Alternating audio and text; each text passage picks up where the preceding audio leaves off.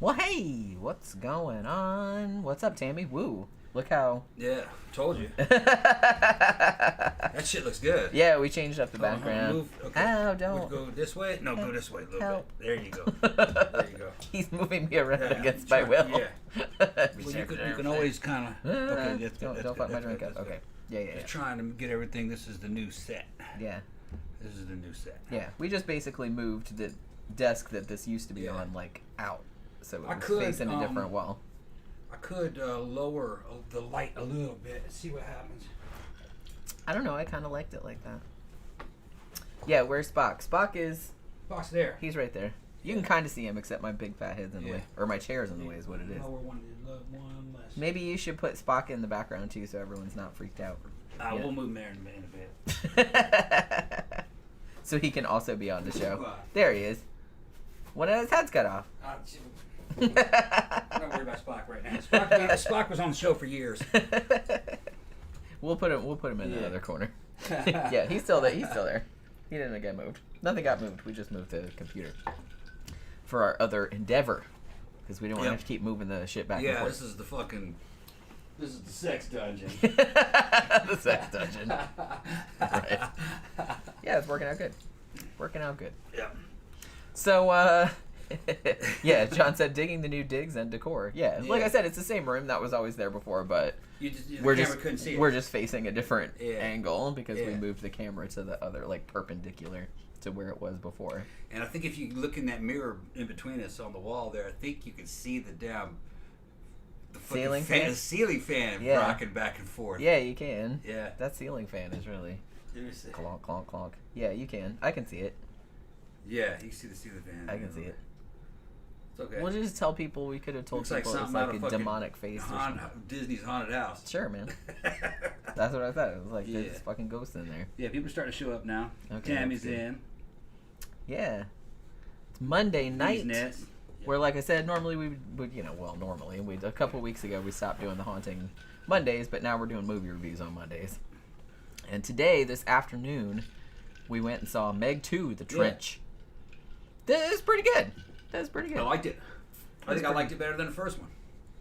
I think I might have as well. It's funny because I watched like some other reviews of it real quick, and like a lot of people seem to not like it as much because they thought it was boring, or they thought that it was not enough monster fisticuffs, like not enough action. What the fuck are they talking about? But I was like, well, I mean, now it does take until the third act for like most of the monster shit to happen, but that's okay. I didn't mind it. Yeah, well, what it is that you can watch this as a standalone. You don't have to see the first one. You can just go see this. So, because I didn't remember much about the first one. It builds up real, like a classic horror adventure sci-fi. It doesn't give you... It starts off 65 million years ago and shows you some dinosaurs. Yeah, because you had to have dinosaurs. You gotta have that. You gotta establish some shit. And then later on, they go down into the fucking trench, this Mariana Trench thing, and they find out that there's a lot more shit alive down there than just the megalodons. There's fucking dinosaurs and fucking sharktopus. I think it was just an octopus. Yeah. I don't know. It was just a big ass. Yeah, I'm calling it sharktopus because it's in a shark movie. Every review that I've seen it called it the Kraken, so I guess it was like a Kraken. Yeah, and it's just, what's funny is I'm watching this and go, you know what? This is basically a Toho Gojira movie. It's real because if you looked at the old some of the Gojira movies, they were edited in a way so it was Japanese cast and some Western cast members in there, and it's like an international thing happening, and there's monsters coming out of the sea, and there's a little kid, a Kenny, you know, it's kind of like that, and it's like that, except it's U.S. and China, basically. Jason Statham, he's playing this heroic role, tough guy, which he's good at that, you know what I mean? He's representing the British, you know, like kind of like the fucking tough working class British man. And they got a Chinese guy on there that's kind of like a Chinese hero guy. I don't know if he's probably in some other Chinese action movies. He's good in it too. He's a little more brainy though, and he does do some comedic things, almost kind of like Jackie Chan, you know, with the acrobatics. He does a little bit of that. They got a 16-year-old cutie, or 14-year-old cutie that they have to defend all the time to keep her from getting killed, even though she was in the first movie. I think. Was she? I think she was. I thought she was too. I thought she was the little girl that all her parents got killed. I thought she was too, but like I said, it's been a while since. And the age probably works out. That's probably the same actress. And Jason Statham's kind of taken on kind of like a father role for her. And a lot of the action sequences, it's about protecting that girl.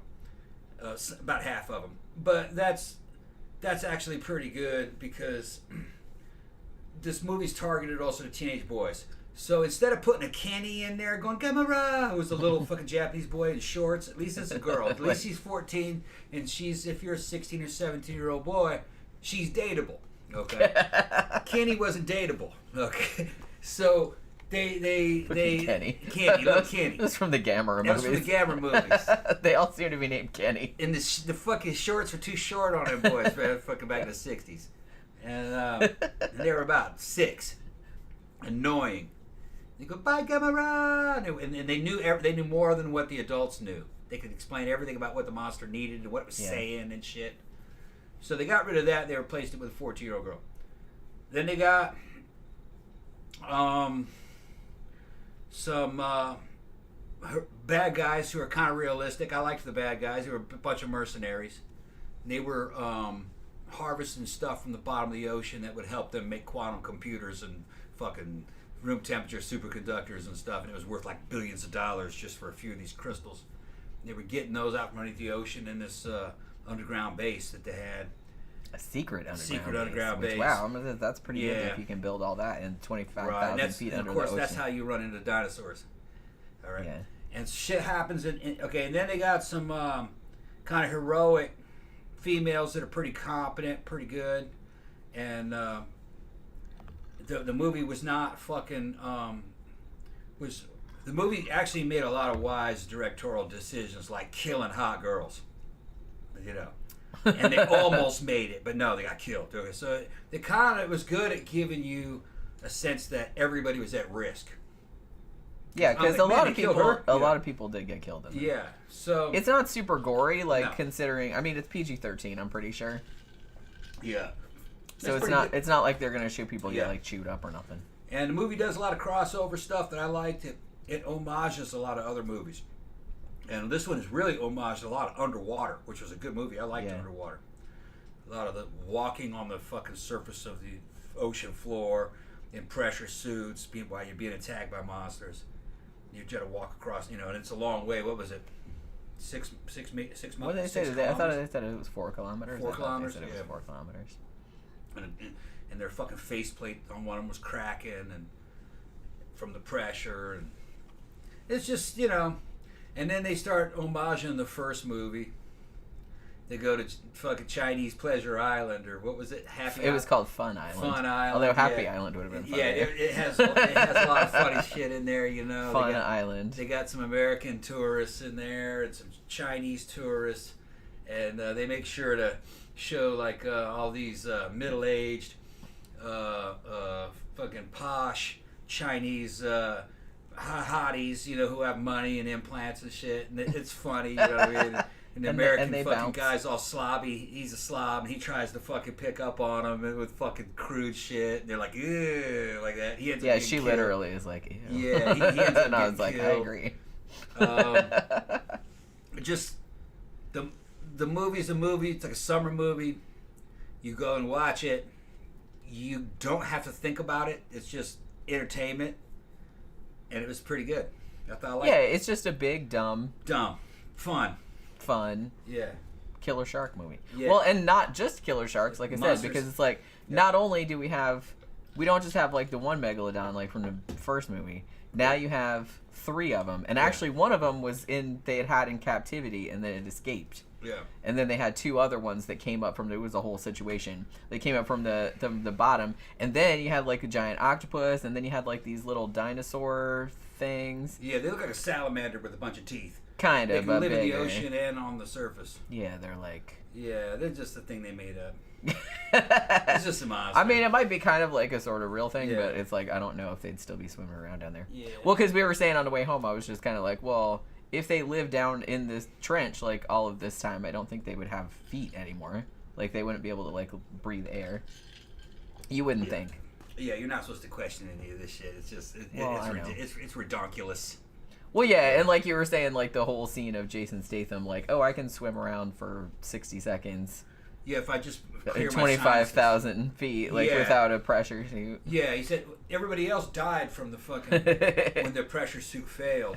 But he can go out there and just, what did he do? He blew out through his sinuses to equalize the pressure, and he's okay? Or something. Well, for a little while, but he did pass out. They showed some blood pop out, and that's not what would happen in that pressure. You'd just be fucking instantly crushed. Well, because like I said, but it's Jason Statham. They're just trying to show like what a big fucking badass. Yeah, your lungs are an empty space. The pressure would just only, go, pow! Only Jason Statham can do that shit. You would implode. I did like that at least one person imploded. Yeah. Because if you're gonna make a movie set 25,000 feet under the ocean, at least one person better implode. Yeah. You better write that into your script right now. Yeah, it was a girl. She imploded, and they were looking into her fucking... They're like, fuck. Yeah. And I was kind of like, fuck. Yeah. Like, you know what I mean? It looked good, too. They showed just enough. They didn't show too much. Because they couldn't. It's PG, but they showed enough to where you knew what happened.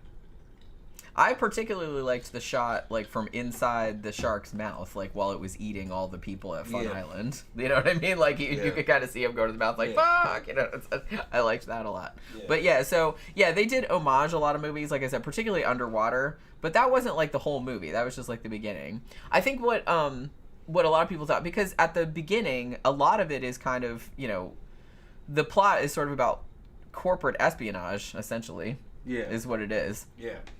Because there's this, you know, the Chinese guy, he's kind of like the head of this like big oceanographic exploration company. Yeah. And they're just doing it like to save the oceans and everything like that. But it turns out that there's like this secret base under there where they're mining all this shit and they're not supposed to be there. And so they're all like a bunch of mercenaries, and then the Oceanographic Institute has like a mole, and you know, so there's a lot of that kind of stuff going on at the beginning. And like I said, I think that was kind of what people complained about.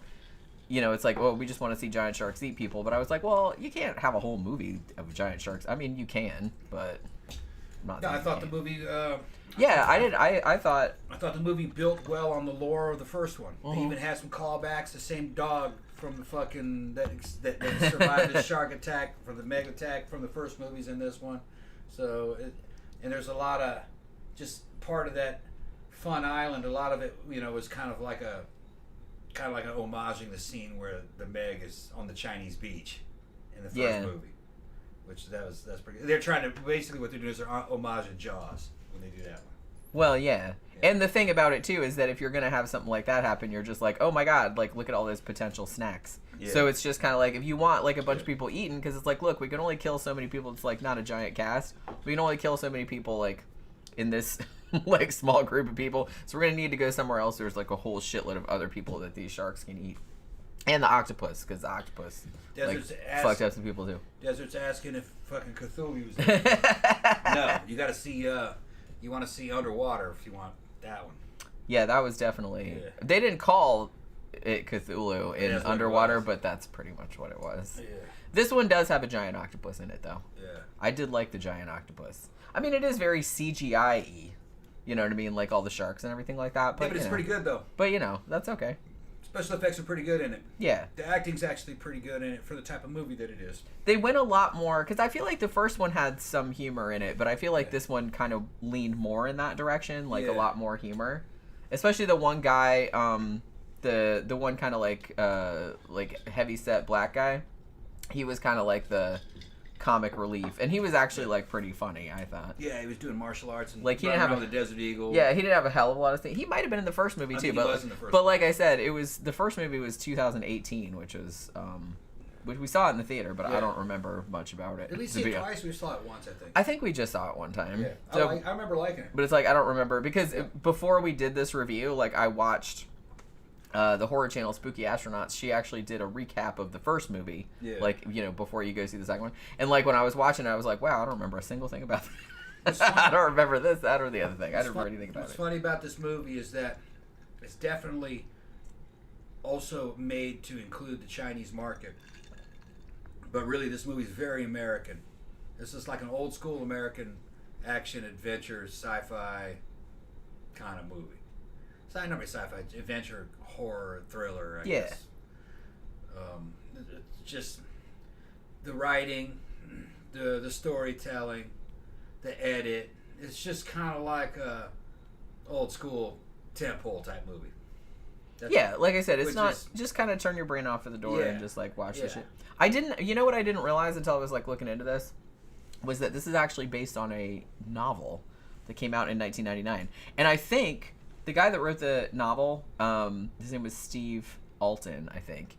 And he might have written, like, 8 of these things, like, about the megalodon shark type of thing. So, I don't know. I mean, this looks like it's doing okay, like, money-wise, so... Yeah. Jason Statham said that he was open to doing a third one. They didn't super leave the end of this open for a third one, but they could make a third one. They did. I mean, they sort of did a little bit. The villain woman, you know, you're not really sure she died. I mean, you're led to assume she died, I guess. She had a gun when they were dragging her off. That's true. And she was still shooting when the That's true. You never saw her body. That was never confirmed. She possibly could have killed those 2 dinosaurs because they just had her by the foot. That's true. So maybe she lived and she could do some more. So you can come back. Evil. Ben said he just saw the Meg. He liked it. I don't know. Were you talking about Meg 1 or Meg 2? Because they're both good if you haven't seen them. Yeah, I remember the first one being fun. Like I said, I didn't remember much about it now because it was like 5 years ago that we saw that. Yeah. So I don't remember much about it, but it was just like a big dumb fun. Eventually, you get shark movie. Eventually, you'll be able to get these in a box set. Well, sure.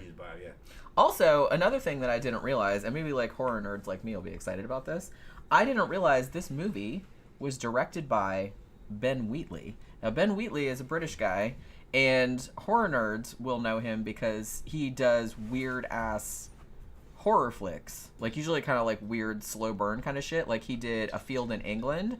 He did Kill List. He did In the Earth. I think all of those I've reviewed on, like, over on my other channel. So, this is... I was actually surprised when I was like, wait, Ben Wheatley, that Ben Wheatley? Like, Kill List Ben Wheatley? That's crazy. So, yeah, same guy. Which is, because this is, like, nothing like his usual movies. Not what that I'm used to, anyway. Statham was looking good in it. He didn't take his shirt off. We don't know what his condition is. There's some musculature. You know how us guys are. We're like, what is his status right now? We don't know. Tom leans over to me when we're watching the movie, and he says, is he good looking? Yeah. He asks me. Well, there was a reason why I asked that. Okay. Because I had heard guys talking about this movie a couple days ago, and there's a lot of controversy. I think it's false fucking controversy about Jason Statham and his wife. His wife, I think, is 22. She's like a model. She's gorgeous. And some people are going like, and it's women mostly hating on this situation. Probably women in their 30s and 40s because, you know, they lost him, you know. He fucking went for the younger woman. They're saying, like, what's an ugly motherfucker doing with that young, beautiful woman? I'm looking at him going, like, that dude doesn't look ugly to me. Yeah, I was like, he looks tough as nails. You know what I mean? And young women like that kind of look. And he's got status and money. That's fucking Jason Statham. What are you talking about? Yeah, Jason fucking Statham. A model really doesn't really mean anything in Hollywood. Those girls don't have any money. Not really. And there were times in the United States where if a girl was a model, man, that was, for one of these agencies, that was like a Ford agency and shit, that was a euphemism for hooker. Those were the fucking escort services for the fucking celebrities, were the fucking modeling agencies, you know? So, you're not saying, you know, like a street hooker, but, you know, that's where celebrities dated girls. And I think they fucking paid the fucking, for the date through the agency. You know, like a bride service maybe, or a girlfriend service. That's probably still going on. Doesn't mean they're bad girls. It's just that's how celebrities can't date normally. You know? Girls gotta make money, son. Yeah, and you know, and those dudes aren't losers. You know what I mean? Like I said, we can't judge the shit we do for money. Yeah. Hey, man. We're honest about what we do. That's true. Speaking of which, thank you very much, Aaron. Aaron gives a very generous super chat. Love the new set. Thank you very much. Thank you. Like I said, this has actually been like this the whole entire time. Been there for years, yeah. But it's just that you couldn't see it because it was like perpendicular to where the computer was. But yeah, we just moved it to facilitate like the other show, and I was like, well, that's kind of a nice background. So I always like that background better than that one. It is nice. Yeah. I love those curtains, actually. Yeah. I got those off Amazon. They weren't even that expensive. I set that lighting up, folks. That lighting, all this lighting. Yeah, we wanted it to look all like satanic back there. Got our fucking lights up. Here, I'll show you guys what it looks like. Ooh, watch my drink. Ooh, God damn it. Oh my God. Remember that? Throw up. Yeah. Okay. There's one light on the tripod. That's what we're looking at. There's y'all. The ring light. There's Jen. There's Jen. Yeah. Jen's booty. There's another light. There's Spock. My booty's in the chair. Yeah, and then there's a light back there. And then look at that motherfucker. Look at that charming, handsome fellow. Nah. Anyway, so you were just talking about Jason, and like I was like, I guess like Jason Statham. But in no universe is Jason Statham ugly. In no universe, no. In no universe, no. And he always looked tough. I thought he looked cool. I would say that he was, in some ways, he reminds me a little bit of like a British, fucking Sylvester Stallone. He's about. I don't know. Though. He's a lot better looking than Sylvester Stallone. I will say that. I know there were times when Stallone looked really good though. I know, but I mean, I don't know. I just think that Jason Statham is a lot better looking. Maybe like a British Bruce Willis, but tougher looking than Bruce Willis. Yeah, I kind of that's. Like I feel like that's more. Yeah. Bruce Willis was always kind of like an American everyman. You know, he wasn't really. And he started out as a funny guy. He didn't really start out as an action, but he went into that like later on. Well, they put him in Die Hard, that Die Hard 1, to kind of foil all the other action movies that had come before it. They had Arnold Schwarzenegger and Sylvester Stallone.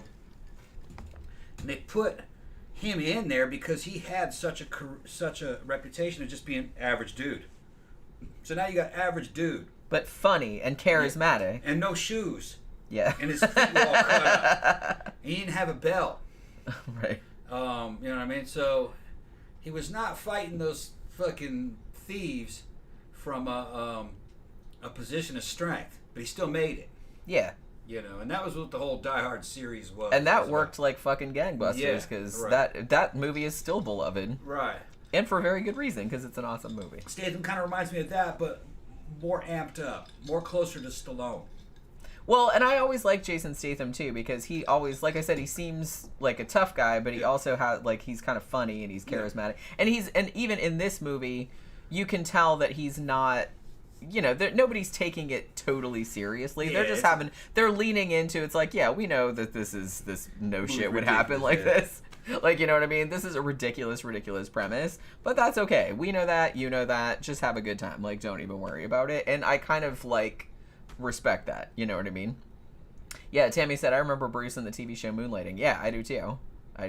That was where he got really famous. And I think that when the first Die Hard first came out, people were like, Bruce Willis in an action movie? What the fuck are you thinking? And I was like, well, I guess they were geniuses because that shit worked out really good, didn't it? That movie came out for a while. That became my dad's favorite movie. He fucking loved that movie. We watch it every Christmas. Yeah.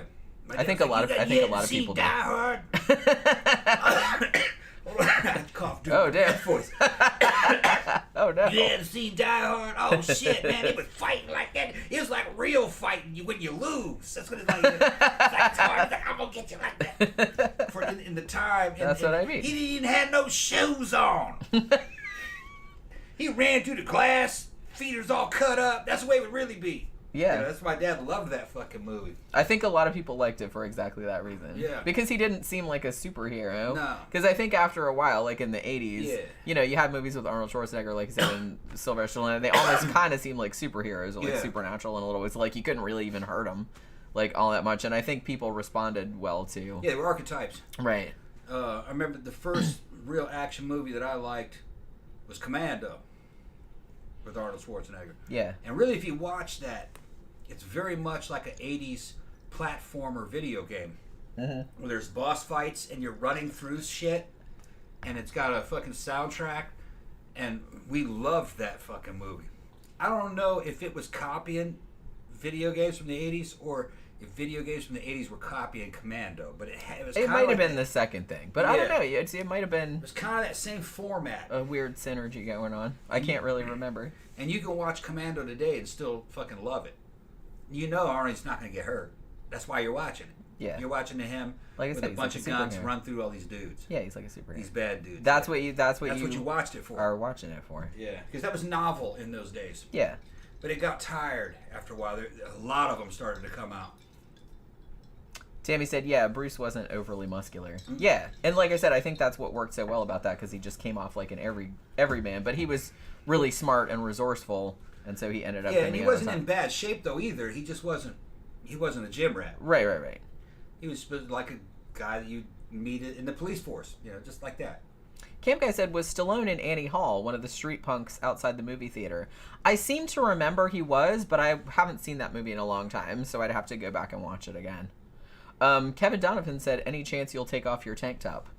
What, right now? Maybe talking to you. Hopefully not talking to me. Yeah. Because I can't do that. You get to pay for that. I was like, I don't do that shit for free. Come on now.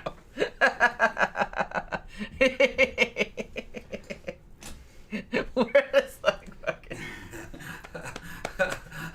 We went over. I had the day off today, so we did Stream Mate this morning actually.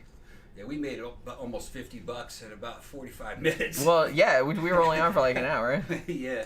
So I guess, well, that's what like our friend has been telling us. It's like, oh, it's much better like in the daytime, like in the morning. All those dudes have all that energy. And so we got up this morning and went on. What time did we go on? Like 9 a.m. It was actually, we went on late for the fucking morning hours. I think it was 9 a.m. or 9:30 or something like that. No, we went in at around 10. Oh, okay. And got off at nearly 11. Yeah, because we had to leave because we were going to the morning and stuff, but we were on for a little while. We just kept getting hit, slammed, one right after the other. Fucking... One thing leads to another, and fucking... One dude asks for something, show starts, and 4 other dudes fucking pile into the show to see it if it's not exclusive, and they all start asking for different things, and... They're wanting me to rough her up. So I'm roughing her up. Yeah, you get all the freakazoids that time of day. Yeah. But you gotta put on a good show. It's gotta sound good. You know what I mean? But you can't. I can't hurt her. Yeah. So it's like pro wrestling. Yeah. Because I have theater background, I could do that kind of shit. I trust you. Pow, and I'm making noise. Pow, I'm slapping her. But the hand's cupped. Yeah. And it's not a full blow. He's not hurting. There's a bunch of different ways where you can. I know he wouldn't do that. No. He wouldn't do that. Yeah, and it's not overly brutal. It's just spicy. Yeah. Just spicy. Just spicy. Yeah, just spicy. And that started with a British dude, wasn't it? Yeah. Yeah, that was a British dude. He was the first one that paid in. He was the first one that started. He was so polite. It was. Yeah. I was like, wow, we have really nice people coming in here. He goes in exclusive. He didn't turn his camera on. I said, you can turn your camera on, but it was private. He went to private, not exclusive, because other people jumped in later. And I said, what you looking for? And he goes, dude, it doesn't matter. I'm just horny. I'm in the office. I'm horny. I said, you're in the office. I'm working. He goes, yeah. I was like, okay, all right. I was like, nice. Because it's afternoon over there. It's 5 hours later. Yeah. So then, like, that's three or pretty four funny. other dudes jumping in. And then we had another one before that. Some dude, he stouted all fucking pitiful. Could you guys do a dick rating on me and be honest? I said, yeah, go on exclusive. Turn your camera on. We'll give you a rating. Those motherfuckers are always playing games, man. Because every time they do that motherfucker comes at you, look like a 40-ounce beer can. I'm like, dude, you need to be in porn, man. And he's like, yeah. Yeah, we told him, it's like, why aren't you doing this? Why aren't you doing this? So, so we put on a show for him. He stayed for quite a while. Yeah, we got, like I said, we got a couple people that stayed like for a long time. Yeah. But your average show is only 5 minutes. Yeah.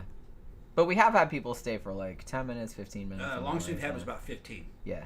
Which is not bad because we make $5.99. According to Bill, my friend Bill, his wife does it. The longest show they've ever had was an hour. Yeah. And that dude talked through most of it. He just wanted somebody. He just wanted somebody to talk to. And but then the longest one that was just like, I guess you could say, kind of like erotic activity. I like that, erotic activity. We need a sign that says that. He said it was 25 minutes.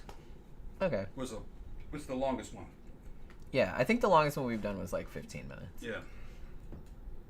And our prices are $5.99 a minute. Yeah. What is your handle? Is it OnlyFans? We don't have an OnlyFans because it was too much of a pain in the ass to get in. They won't let you in. You can't get in there anymore. Tom has a Fansly, but there's nothing on it. Yeah. We're on StreamMate, and I think it's just, is it called Gen Tom Cam or Tom Gen Cam or something like that? Gen Tom Cam. I think it's called Gen Tom Cam, yeah. And there's videos for sale there. Yeah. But it's just Gen.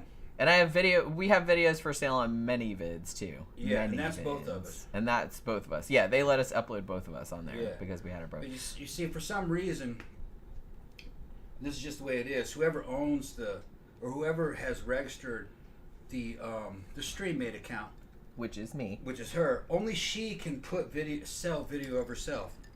She cannot sell any videos of her co-stars. Right. Might have something to do with licensing. Yeah, because I think they consider it two different things: live streaming and selling videos. So there are the videos that we sell there. Sometimes there are more than one version of those because we've edited me out of some of those so we could sell them. Yeah.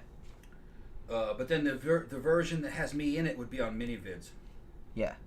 And so we're selling on mini-vids. You guys are tracking us down in that one. What's the name of our mini-vids? I think that's called 13 Cam, just like our Twitter account. We have a Twitter account under that too, but there's literally like 3 photos on there. Because Tom said he was going to run it, and he hasn't done it. Well, I hadn't had time. He hadn't had time yet to put anything on there. And 13 Cam is on mini vids. You'll find us. I just couldn't call it that on StreamMate because they were like, you can't have any numbers in your name that are under 18 because they'll have people weirdos looking for So what they'll do is oh shit, what was I gonna say? On mini vids we have 10 videos. Yeah, I think there's 10 up there so far. They go from probably like $3 up to about 20 or 15. Yeah, I think 15 is. The shorter they are, the less they cost. The better they are, and the longer they are, the more they cost. Right. There's some in there with me and Jen together. A lot of them are just, probably half of them are just Jen solo. Maybe more than half. Yeah. Sometimes I'm running special effects and shit. Special effects. Yeah, and I did all those fucking bizarre titles. I titled the shit out of that shit. And Jenny was laughing.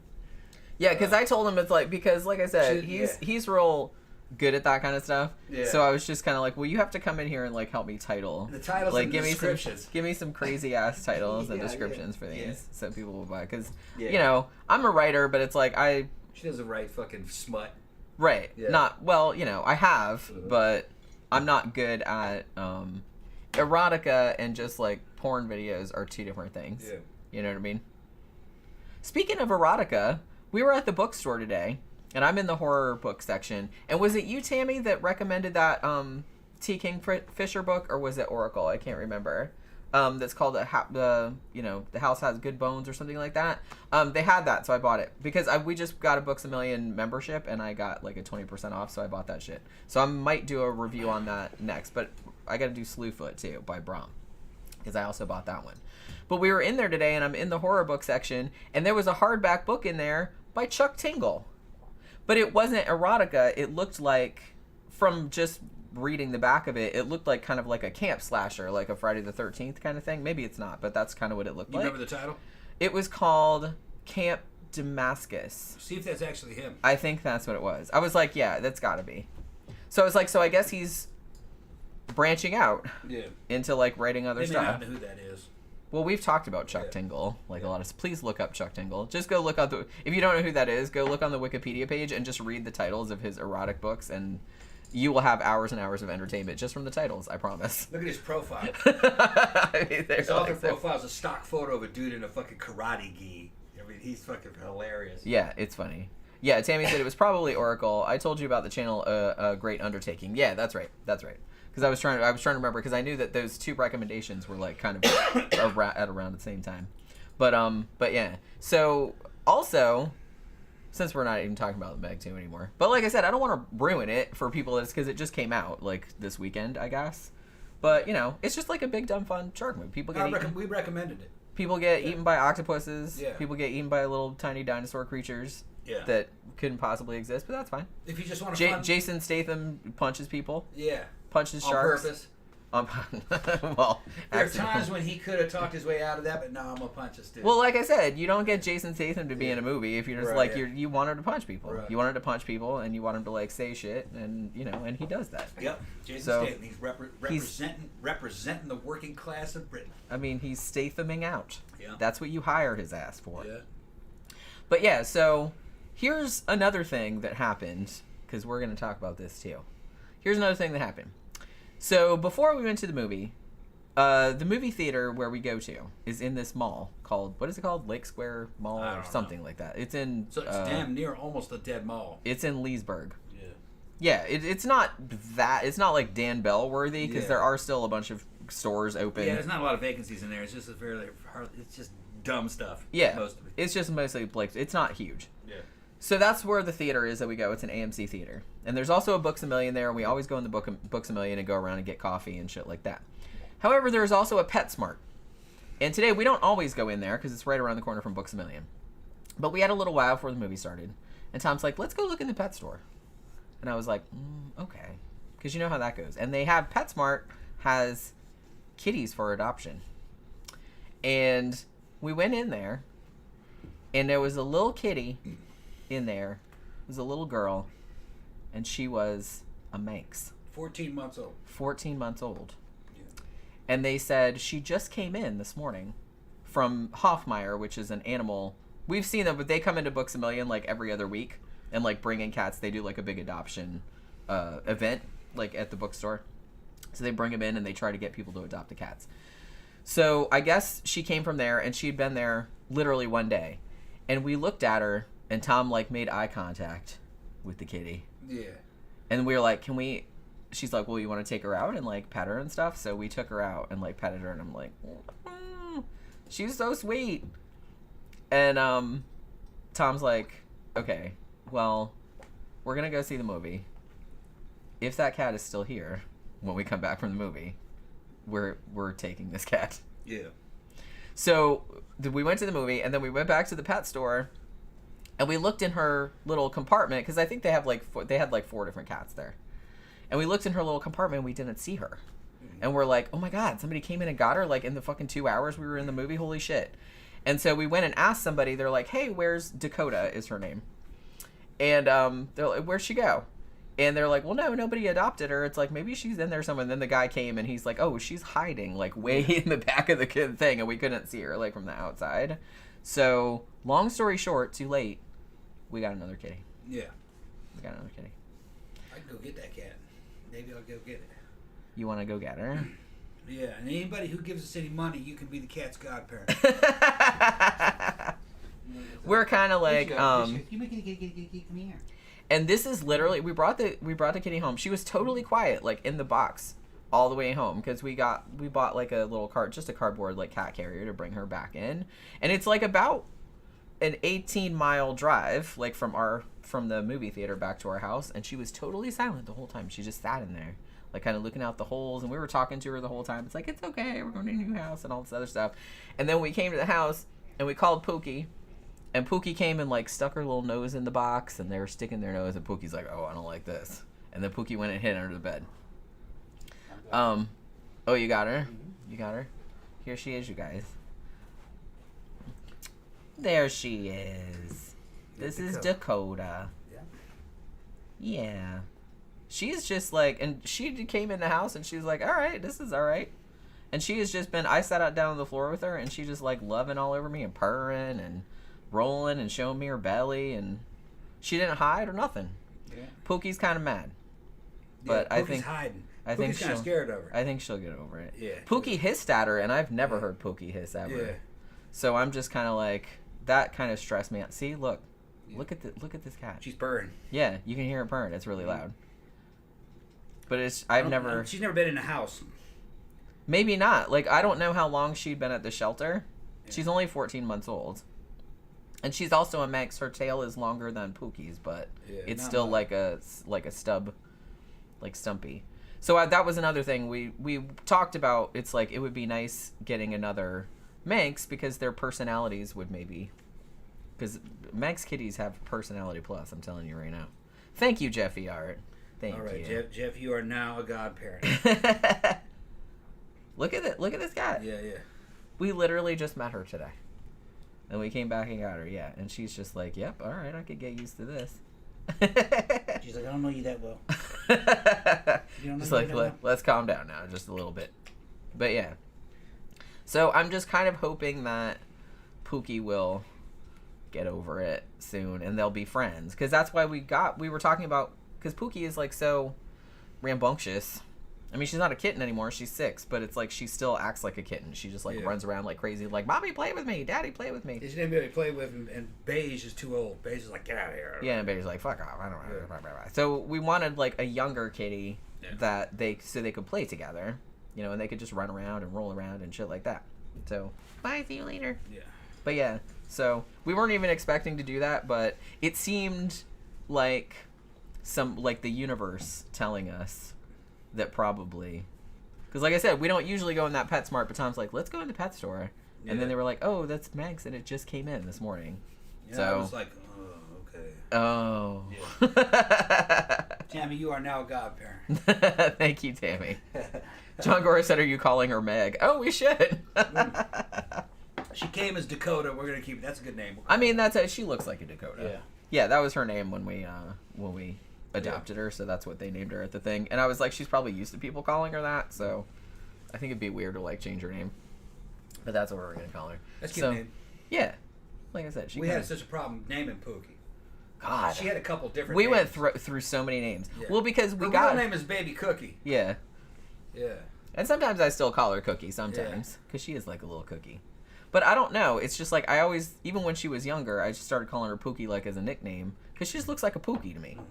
She pookies around. Yes. I don't know why that name like stuck out to me, but that's just kind of what she seemed like. But it took us like forever to come up with a name for her. I think for a while we were calling her Otter Pop. Otter Pop. She looked like an otter for a while. Well, and because that little tail sticks up and it looks like the end of a popsicle. Yeah. So that's what we were thinking, because her little butt looks like a little popsicle sticking out. But yeah, so that's kind of what we were thinking. But yeah, so now she's just Pookie or Pookalator. Pooks. Pooks. Yeah. Pookarama. Pookie Doodle Doo. Whatever. So we just like call her different names. But yeah, we call her that too. Just variations. Or Count Pookula. I've called her that before too. You know?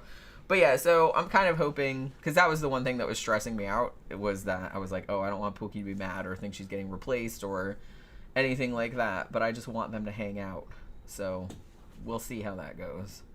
But yeah, we didn't go out expecting to like bring the other kitty home, but we did. So that's how we do. Oh well. Tammy says, none of my animals get called their real names. Yeah, I kind of think that probably happens. You know, they have a formal name you never use. They have a formal name that you never use. And then you just call them nicknames all the time. I mean, I always wanted to know the name that the cat called itself. See, in its head. Yeah, I always wondered that too, and I think that's why it took us so long to name her, because I was like, what does she seem like to me? Yeah. Like, she has a very unique personality, and it's like every name we came up with, I'm like, it's not quite right. Cats probably just think of themselves as me. My name is me. So that's what maybe we should call her. Yeah. Come here, me. I call her other things too, like, you know, I call her Muffin or Pumpkin or something like that. I call her like lots of different things. Or Fluff Ass, or no, that's more, I call Beijing Fluff Ass. I more call Pookie like Fluff Butt. Yeah, Mike Bowser says Pookie will warm up eventually. I hope so. I think she will. Because it took a while for her and Beijing to get along. She already came back up here kind of like, where's that cat? Yeah. Looking for it. So we'll see. Yeah. I'm going to try and put like different food down and stuff like that, because I don't want there to be like little fisticuffs when she's like, why is that one eating my treats? Yeah. You know, so they're going to have to each have their own thing. Yeah. Because otherwise Pookie's going to get mad. You know what I mean? But yeah. So we'll see. We'll see how it goes. So yeah, we have 3 kitties now. Which is okay. It's a big house. They'll all get along, I think. All right. So, are we done? Yeah. All right. So, if you don't know, Our Wednesday night show, we're doing another true crime show, and we're doing a show about a Florida serial killer from back in the 70s named Gerard John Schaefer. That sounds familiar. He was a fucking cop. Oh, okay. I think I know. They're not entirely sure how many people he killed, but we're going to talk about him. I've been wanting to do a show about him for a while because, like I said, he's Florida specific. It was back in the 70s, but you know what I mean? So he's dead now, so don't worry about it. Oh my God. I'm going to find out what's happening. The hell's going on over there? Oh, she's licking on the plate. Oh, okay. Yeah, we got their little food plates over there behind the laptop. All right, so hopefully you guys can come by for that because it's always fun doing the true crime shows in a fucked up sort of way. So thanks for dropping by today. Thanks for all your super chats. We should get new cats more often. Get like fucking super chat. But yeah, so we will see you guys again on Wednesday night. Good night.